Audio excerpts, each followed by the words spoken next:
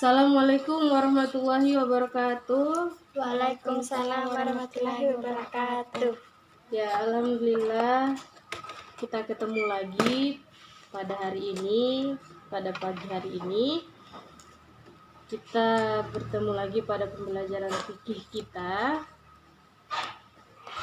Nah, sebelum itu Ibu mau tanya kabarnya. Apa kabar semuanya? Baik.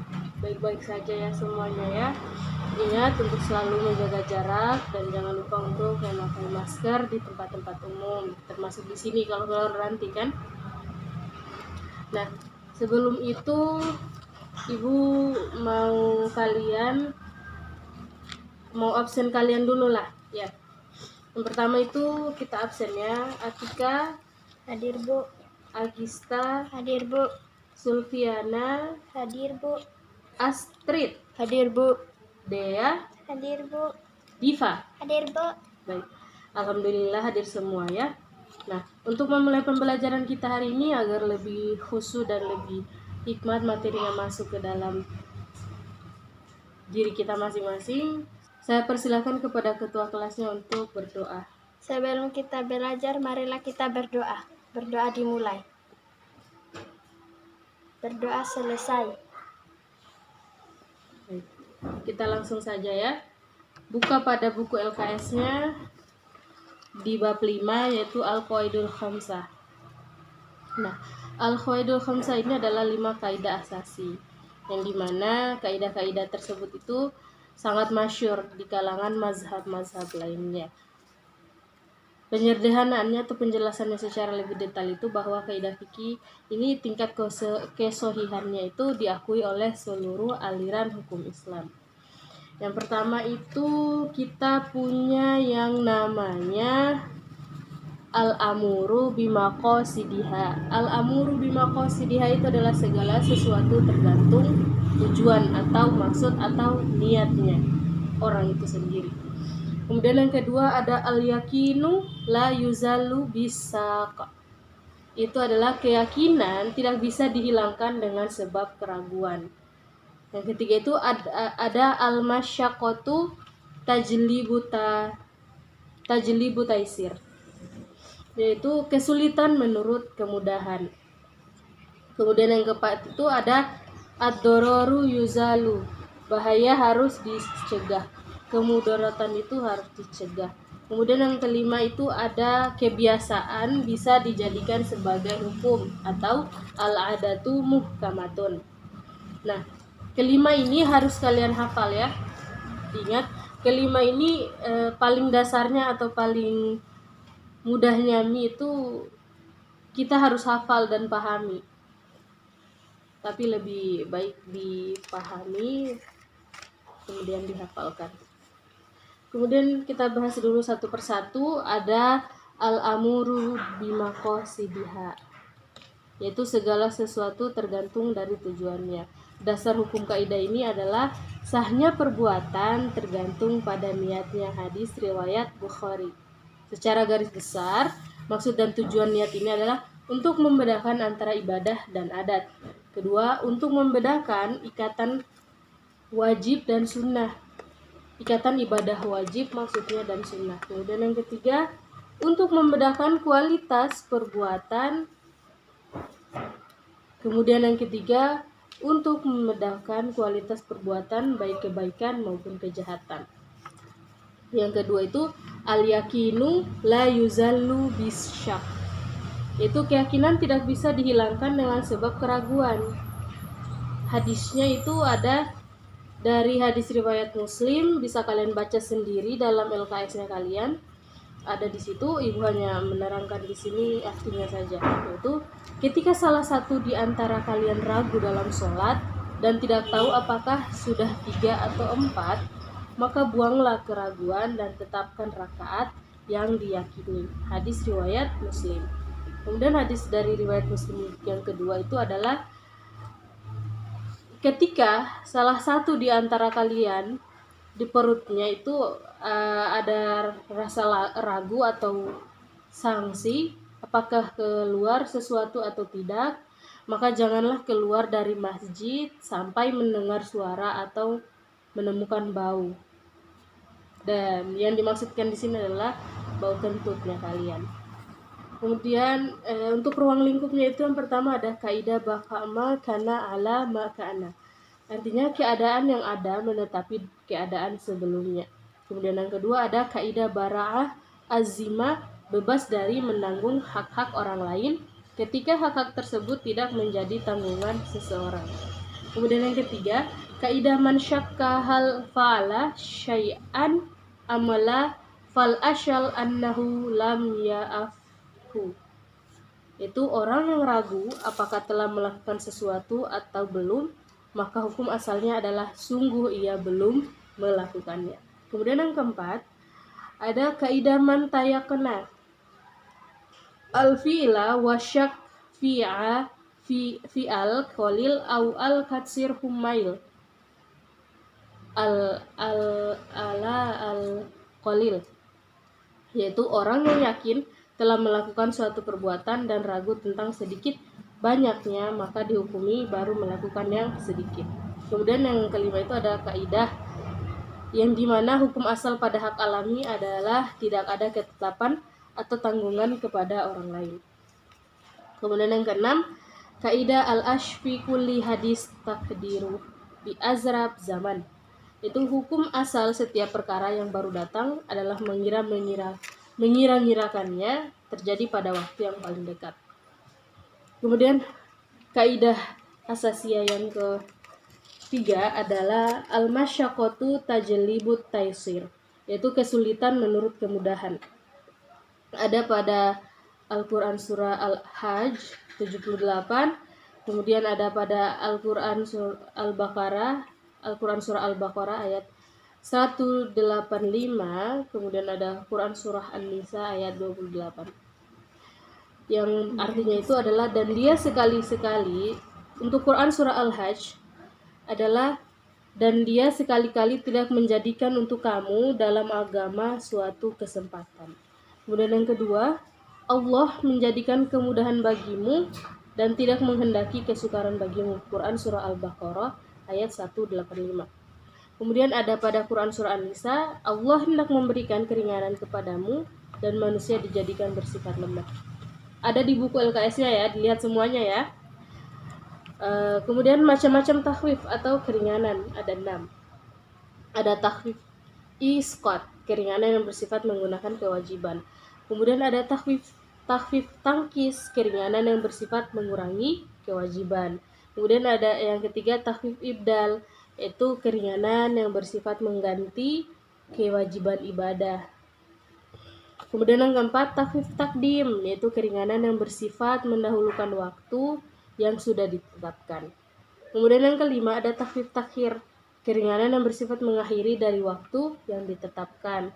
Kemudian yang keenam ada takhfif tarfis, atau keringanan yang bersifat mempermudah hukum pada beberapa hal walaupun awalnya sulit dilaksanakan. Kemudian yang keempat ada ad-dororu yuzalu, bahaya harus dicegah. Hukum kaidahnya itu adalah ya dororu wala diroro.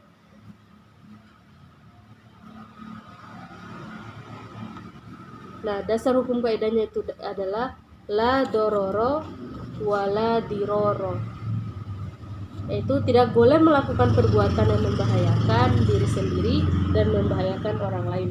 Hadis riwayat Malik, Ibnu Majah, Hakim, Baihaqi, dan Daruqutni. Nah, level kondisi pada pembahasan kaidah ini ada 5, yaitu darurat, yaitu kondisi bila tidak melakukan keharaman akan menyebabkan kematian atau mendekati kematian.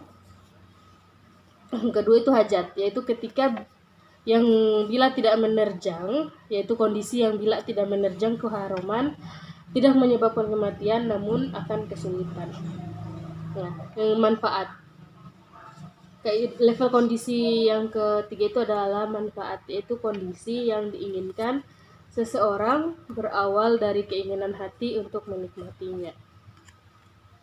Nah, yang keempat itu adalah zina. Zina di sini anak-anak bukan pacaran atau apa, tapi zina yang dimaksudkan dalam ad-dororu yuzalu ini adalah perhiasan, yaitu kondisi yang tujuannya hanya sebagai pelengkap saja.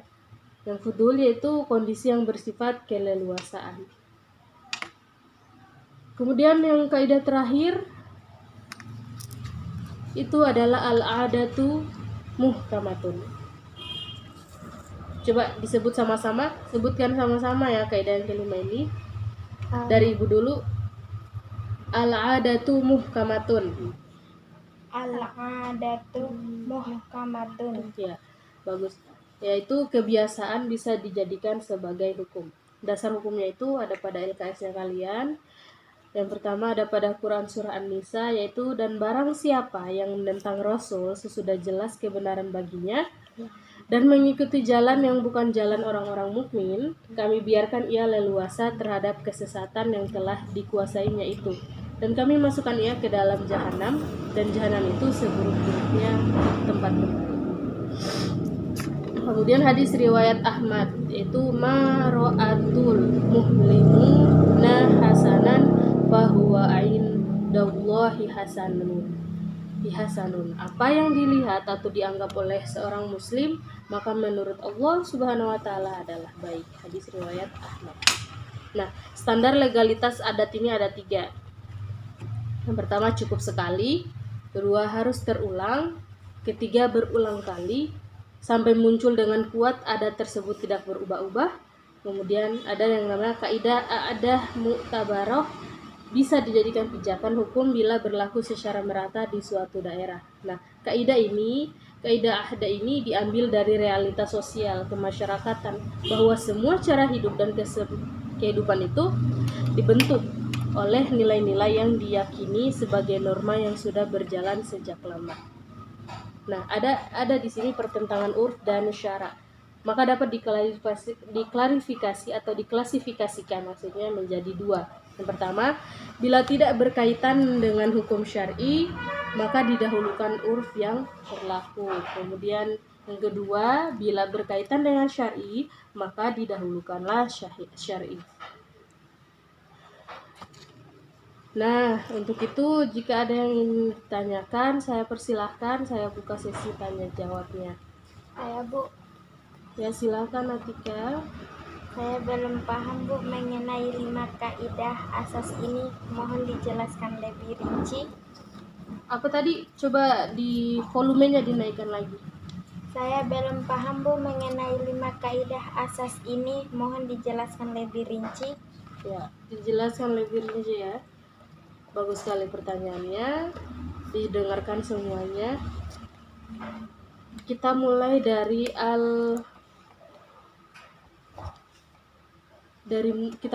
al-amuru bimaqasidiha.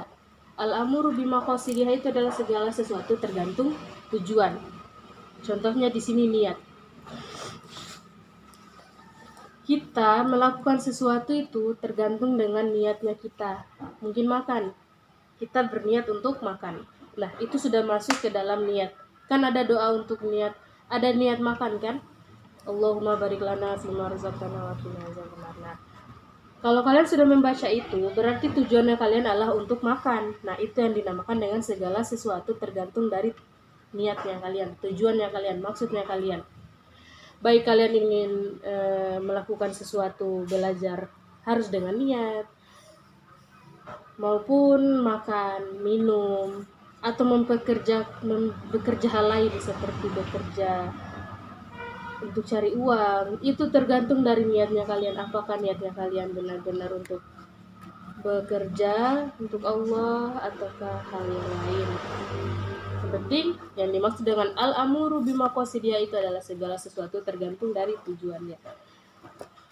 Yang kedua itu ada al-yakinu la yuzalu bisyak, yaitu keyakinan tidak bisa dihilangkan dengan sebab keraguan. Nah, yang tadi misalnya saya kasih contoh, menjelang waktu sholat zuhur pada jam 11 kalian sudah wudhu. Pas sudah sholat zuhur kalian ragu, apakah saya ini sudah kalian bertanya lagi, apakah saya sudah wudhu atau tidak ya? Kalau kalian yakin di situ, kalau kalian yakin kalian sudah wudhu, maka itu adalah yang benar. Maka itulah yang benar. Keraguan itu hilangkanlah dia. Karena keraguan tidak bisa menghilangkan keyakinan. Kalau kalian sudah yakin jam 11 itu sudah wudhu kalian, maka silahkan lanjutkan sholatnya. Tidak apa-apa juga sih kalau kalian mau wudhu lagi kembali. Tapi kalau kalian sudah yakin berdasarkan dari kaidah asasi ini, al-yakinu la yuzalu bisyak. Keyakinan tidak bisa dihilangkan dengan sebab keraguan. Keyakinan yang kalian tidak bisa kalian hilangkan dengan keraguan yang ada dalam undang-undang kalian. Paham sampai sini kan? Paham. Paham kan sampai sini? Paham. Ya. Yang ketiga itu al-masyaqqatu tajlibut Yang ketiga itu al-masyaqqatu tajlibut taisir. Yaitu kesulitan menurut kemudahan. Nah, ini contohnya seperti musafir. Musafir itu kan adalah perjalanan jauh sekali. Jadi kemudahannya di sini itu kita bisa mengkasas sholat. Kita bisa menggabung sholat atau memangkas sholat. Yang tadinya 4 menjadi 2, digabung menjadi 4. Yang namanya mengkasas sholat. Kita diberi kemudahan. Itulah yang dinamakan dengan kesulitan menurut kemudahan. Al-masyaqqatu tajlibu taisir. Kemudian ad-dararu yuzalu. Bahaya harus dicegah. Bahaya yang dimaksudkan di sini, contohnya itu kalau ada keadaan darurat yang merugikan kamu dan orang lain, maka kamu harus jauhkan dia. Kamu harus jauhi dan orang itu juga harus kamu suruh dia juga untuk menjauh dari bahaya itu. Nah, itulah yang dimaksudkan bahaya harus dicegah. Ad-dororu yuzalu. Kemudian yang kelima, kaidah yang terakhir itu ada al-adatu muhkamatun. Kebiasaan bisa dijadikan sebagai hukum. Nah, kebiasaan yang dapat dijadikan sebagai hukum ini adalah adat. Adat itu sudah ada pada zaman dulu dan sampai sekarang ini. Nah, adat pada zaman dahulu itulah yang kita ikuti selagi tidak bertentangan dengan Islam dan sejalan dengan Islam. Yang maksudnya sejalan ini yaitu tidak menentang oleh agamanya kita. Tapi walaupun adat itu tidak kita tentang, tidak mesti ada yang mengatakan mana dalilnya. Kalau adat ini ada maksudnya kalian tidak perlulah ada hadis-hadisnya. Selagi itu tidak bertentangan dengan Islam, maka baik-baik saja, kita fine-fine saja, kita arahkan, kita ikuti walaupun tidak ada hadisnya atau dalil yang mengatakan itu. Tapi asalkan yang namanya adat, asalkan tidak menentang dengan agama kita, hukum kita, insyaallah itu baik-baik saja.